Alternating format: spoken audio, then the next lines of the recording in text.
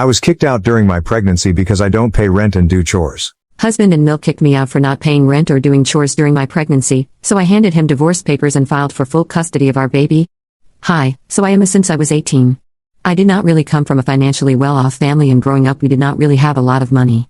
I went to public school and I realized very early on in life that money meant a lot, and so I made up my mind that I was going to skip college and start working as soon as I could because I wanted to be able to provide for my family. I did not have a father because he had walked out on my mother when she was pregnant with me. He did not even offer child support, and he literally disappeared a couple of weeks after my mother found out that she was pregnant and told him about it. So, there was no way to track him, and she had a lot of other things to worry about at the time, so she did not bother to do so either. My mother got pregnant out of wedlock, which is not something that my grandparents approved of. They were very traditional, and they actually wanted to terminate the pregnancy, but she did not do so, and they ended up kicking her out. She was just 19 at the time and she was still in college, but she had to drop out because she did not have the means to be able to afford the tuition and her family had cut ties with her, so she did not have anyone else to go to.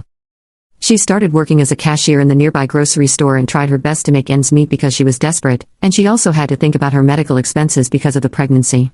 Just a few months before I was born, she was told that she was having twins, and that was even worse for her because now she had to think about how she was going to handle having 2 children when she was barely prepared to have even one. In spite of all of that, she never considered giving us up and went through it all. I really have no idea how she was able to bring herself to do all of it on her own without anybody's support, but all I know is that she must have been really brave. She did not tell my twin sister and me about any of this until we were 16, and even then she only told us because we had been pressuring her into telling us about her father and everything about how her life had been before we were born because we knew that we did not have any other family apart from each other, and we wanted to get to know why. It was pretty depressing, but it made me realize that I had to step up and really be there for my family, so I did not go to college and neither did my sister, and both of us started working at 18. My mother, by that time, had made a lot of progress and was a floor manager at a nearby supermarket. We did not have a lot of money, but we managed somehow, and at the time that was enough for us. But with age, I decided that I wanted to be able to provide a good life for my mother in her old age, and I wanted my sister to be able to depend on me. Even though we were twins, I kind of considered myself her protector. I guessed it was because I was, and I got jobs as a saleswoman for a beauty company, and it was a decent job. We put together a part of our salaries every month and helped our mother with the bills and the rent, and it was a great feeling. I was much better at that job than my sister, so naturally, my commission was a lot higher than hers. After a couple of years, I got a big raise, and I told my sister that she could quit her job to do something that she actually wanted. I knew that she did not actually want to be a salesperson and she was more interested in writing and stuff, so I told her to do something about it because I wanted her to be able to live her dreams. After a lot of convincing, my mother and I were able to put her through college when she was 22 so she could get her degree in literature and even go on to do her master's degree as well. Now, she's a teacher in a high school and she's doing pretty well for herself. She also has a wonderful blog of her own, and I am so proud of her. As for me, I am now working in a manager position at a different company, and life is pretty good for me. I would not say that I have achieved everything that I had dreamed of, but I'm getting there slowly but surely. For now, it is enough for me that I have been able to help my mother retire and have put my sister through school and enabled her to achieve her dreams. I'm still a long way from being wealthy, which is exactly what I had set out to be, but I'm working my way up, and I know I'll get there. On my way up, I happened to meet my husband. Let's call him Nathan. He is 2 years older than me, and we met each other about 5 years ago at a concert that both of us were attending. He was a friend of an acquaintance, and we ran into each other at the concert. He was really cute, so I struck up a conversation with him, and we found out that we had a lot in common. Both of us are into fitness, and we love the same TV shows as well. On our first date, we also found out that both of us grew up without a father because his had passed away when he was really young, and mine had never even been in the picture. We started dating and met each other's families after 6 months of being together. My mother and sister love him, but I don't think I can say the same for his mother. I don't know why, and I still have never been able to figure out why, but she just did not seem to like me. She was very cold to me the first time that we met, and that's the way it has been ever since. She has never made an effort to get to know me or be close to me, even though I have tried to get on her good side countless times. There is only so much that I can do to win her over until I get tired and stop doing it.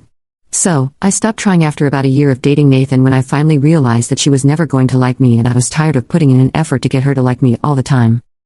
If she didn't like me, I was fine with it because I was only trying to get on her good side for Nathan's sake, but I personally did not mind being disliked by people. So, we were pretty cold to each other, and I was fine with that. Nathan also addressed it, and he told me that his mother just needed some time to warm up to people and she would come around eventually. So, I took his word for it and did not sweat it. With my family, though, it was a completely different story, and he seemed perfectly at ease with all of them. He even fit in perfectly with my sister's husband and her kids, and whenever we were all together, I felt much more comfortable than I did when his mother would be around. So, naturally, I would visit his mother with him as sparingly as I could because I knew that she did not like me, and I did not find it necessary to visit people who did not like me or value me. Nathan never said anything about it back then, so I don't know what changed recently. He knew that I preferred to stay away from his mother, and I'm sure that she would like it as well because she had made it very obvious to me that I was not welcome in her home anyway. That was how it all was back then, but there have been a lot of changes in the recent past, and I'm not sure how to feel about any of it anymore. I'm just confused, I guess, about being 7 months pregnant. I was already a couple of weeks along when I realized it. I was very happy because I thought it was the perfect time to have a child since we had been married for almost a year at that time, and I was ready. But I guess Nathan was not. When I told him, he said he did not think it was a good time to have a child because he was still in the middle of setting up his new business, and would be very busy for the next couple of months. We also had to think about the financial aspect and the implications of having a baby at this stage of our lives. He had quit his job about a year ago to join one of his friends in the business they were about to start together. He had already invested a lot of money and was probably going to have to invest even more, so he was not exactly at his financial best. I told him that I did not have any issue with it and would try to step up and contribute more to the household until his business was able to bring in money. But he was still pretty skeptical about it and did not seem fully on board with the idea of bringing a baby into the world. He even tried to convince me to terminate the pregnancy at one point. However, I was also very stubborn and put my foot down, telling him that we could either have the baby or I would walk out of this marriage because I had made up my mind. He eventually apologized for even suggesting something like that, explaining that he was just nervous, which was why he was acting out. I forgave him, and we decided to try and get through this together. At the time, it seemed like a good idea because I had no idea what was about to come. I knew that he was not going to be able to contribute much financially, so I decided that I was going to work for as long as I was able to until I was told not to come into work. Usually, my company has a policy of not allowing women in their third trimester to come to work, especially when they have much higher workloads like I do. But my boss was willing to make an exception for me because he knew what I was going through since my husband was not exactly bringing in the kind of money that we were used to. He told me that he could allow me to work until the 7th month of my pregnancy, but after that, he could not permit it because it would go against company policy. After that, I had to go on maternity leave whether or not I wanted it because he could not open the company up to lawsuits just because of me. I thought he was being more than fair, so I was grateful for it. I told Nathan about it, and he was content with it at the time. He also told me that he was going to move us into his mother's house so we could save a lot on rent and would not have to worry about that. I was completely against that idea and could not believe he was even suggesting it because he knew the kind of relationship I had with his mother. I disagreed vehemently and told him that there was no way I was moving in with her because I knew she would never let me live in peace if I was living under her roof. I was willing to work hard and bring in the money but would rather pay a huge amount of rent to live in my own home than move in with my mother-in-law just to save money. However, he got mad when I told him that I was not willing to move in with her and accused me of never giving his mother a chance. He claimed I was still doing the same by refusing to move in with her when she had offered to take us in so we would not have to spend an insane amount of money on rent and could save for the future. He argued that we would not have to worry about medical expenses during the pregnancy or after. I thought it was unfair for him to say that I had not given his mother a chance because, as far as I was concerned, I had given her multiple chances to get to know me, but she was the one who never put in any effort. She was the one who didn't like me, and Nathan had acknowledged it earlier when we were dating. But he suddenly did not remember any of that when we were arguing about this a couple of months ago. I told him that if it was really about the money, we could live with my mother. But he said that my mom lived way too far from his workplace, and it would be very inconvenient for him to commute every single day.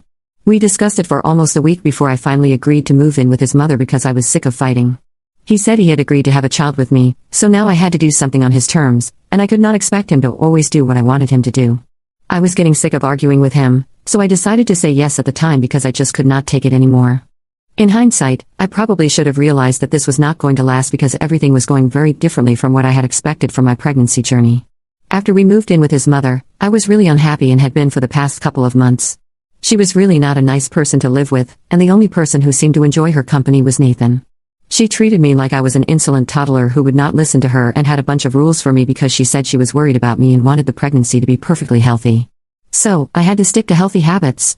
She would make me go to bed at 9 p.m., and if I did not agree, she would nag at me until I did, which was very difficult because I'm used to living on my own terms.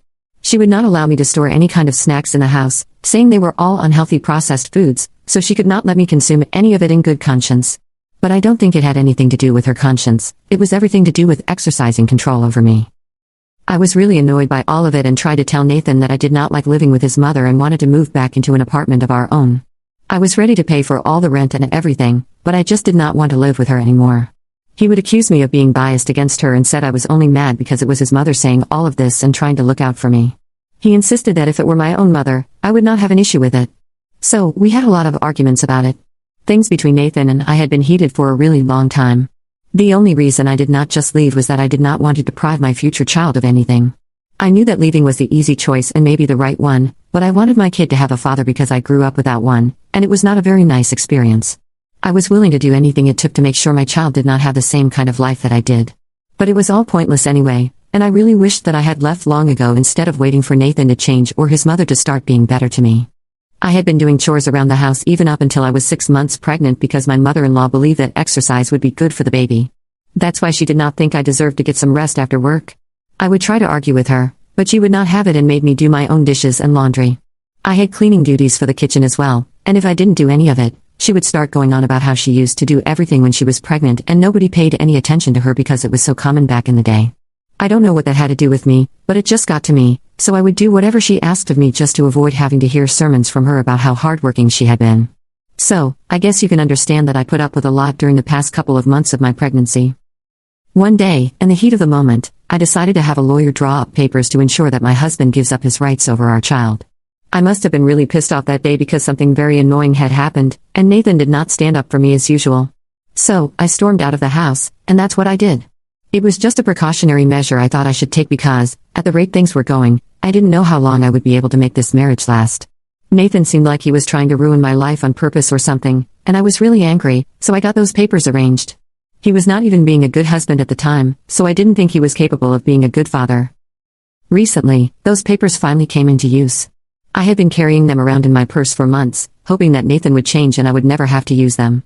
But about a week ago, his mother told me that I was not welcome to live with them anymore because I was not contributing to the household enough. This was because, now that I had entered the 7th month of my pregnancy, I had finally gone on maternity leave and stopped doing my chores since the beginning of this month because I was too tired all the time.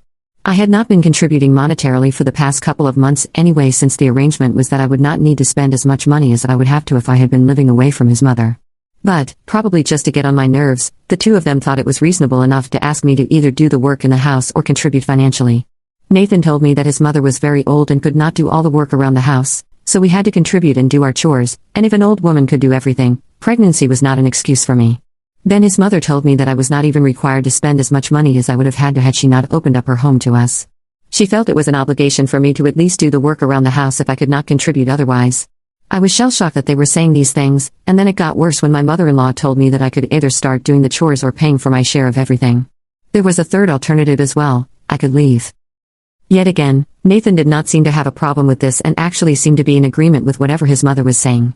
That was literally the last straw for me, and I realized that I was probably better off not having a husband. My child would definitely not be worse off for not having a father either. No father would definitely be better than Nathan. So I just told him, "Your loss," as calmly as I could and then pulled out the papers that I had been hiding in my purse for ages. I handed those papers to him and then walked out. I did not even bother to pack my things or anything and just walked out of the house. I got a cab and headed straight to my mother's house, and once I was there, I just broke down. I could hear my phone ringing, and I knew that he was texting nonstop after I walked out of the house, but I still had not responded to any of it. I spoke to my mother and told her everything that I had been put through and how they had been treating me. She was outraged, and she immediately told me to contact my lawyer and file for a divorce because I would be much, much better off without him, and that was the fact of the matter. She also told me that I did the right thing by giving him those papers before leaving, and now I had to file for full custody formally because I could not risk it. She made sure to remind me to ask for child support. It's been a week since I left, and I only spoke to him on the phone a couple of days ago. He told me that he was sorry about everything, but just because he screwed up once, it did not mean that I had to leave. He said that he was ready to step up and had even left his mother's house. All he needed was for me to come back to him and give him another chance. He told me that he did not even mean what he said the other day and that it was just something he had said because his mother wanted to scare me into doing the chores because she thought that an active lifestyle would help me more. He realized now that it was just stupid and not worth risking his relationship with me for. I was very unhappy about everything, and I told him that I could not be with him anymore, especially not after the way he had been treating me and allowing his mother to treat me for the past couple of months. He told me that he thought he was doing us all a favor by saving money and living with his mom, but he was wrong and he was admitting it. Now he wanted a chance to fix his mistakes, but I don't know if I want to give it to him because this is huge. I don't want my son to grow up without a father, but I definitely don't want to put myself through the kind of things that I've been through in the past few months of my pregnancy because these were really tough times for me, and I don't even know how I got through it. So either for not wanting to go back to my husband after he and his mother told me that I had to either contribute to the house or leave even when I was 7 months pregnant. Update 1. Hello, thank you everyone for the support that you guys have shown me. I really can't think of appropriate words to express how great I feel after going through the comments on my original post. It's really, really kind of you guys. I have decided to go through with the divorce and file for full custody of my baby because right now, it's the best thing for all of us. I haven't spoken to Nathan yet, but I'm going to have to tell him eventually. It has been 2 weeks since I walked out, and I've been feeling very strangely guilty about what I'm going to do, but I don't care. I have to think about my future, and more importantly, I have to think about my baby's future. So if this is what it takes, I'm ready to do it. My mother and sister are very supportive of me, and even strangers on Reddit agree that this is the way to go for me, so what I'm doing can't be all that wrong. Update 2. So I finally told Nathan that I'm going through the divorce and filing for full custody, at least until our baby is old enough to talk, because I can't exactly trust him right now. He was not happy about it in the slightest, and we got into a huge fight over the phone. He called me a lot of names and said that he regretted ever meeting or marrying me. He accused me of trying to ruin his relationship with his mother and said that he could not believe that I was now trying to deprive him of the experience of being a father.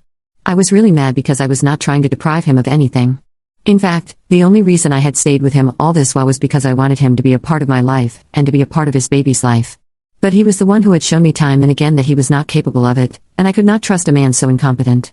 His mother, well, that was another story altogether, and I did not want anything to do with her anymore. She was a horrible human being, and she had put me through the worst. I did not owe it to her to be kind or say nice things about her, and if saying the truth counted as trying to turn him against her, then maybe she should just be a better person. But anyway, coming back to Nathan, I told him that my decision was final, and no amount of arguing with me was going to change my mind. In fact, it was only making me believe that I was making the right choice by filing for a divorce and full custody because he was acting like a brat, and that's the way he had been ever since I got pregnant. It was almost like he was trying to ruin his relationship with me on purpose just so that I would leave. He seemed angry when I said it, but that's how I really felt, so you can't blame me for saying what I feel. I had been keeping these things to myself for a really long time, and I can't do it anymore. He needs to hear exactly what went wrong because we were married, and we were together for a long time. Both of us deserve clarity and the truth. I was ready to be honest. I don't think he is. But whatever, it doesn't matter anymore because everything is coming to an end, and now I'm just going to care about myself and the baby. Period. Update 3. The divorce is in the works right now, and well, it is not easy. Nathan and I have not been speaking ever since the last phone call, and I know that he is gearing up for the custody battle with his lawyer, but he can bring it on. I'm not scared. I have my family, and they have my back, so I am not really scared of anything right now. I also know that I am doing the right thing, so it's fine. I have a good lawyer, and I know that we are going to do our best. His mother has been spreading all sorts of rumors about me among our friends, but I don't care about that as long as it does not affect the divorce. She's a pretty disgusting person, and this is exactly the kind of thing that I would expect from her. From what I have heard, Nathan is back to living with her. Good for them, I guess.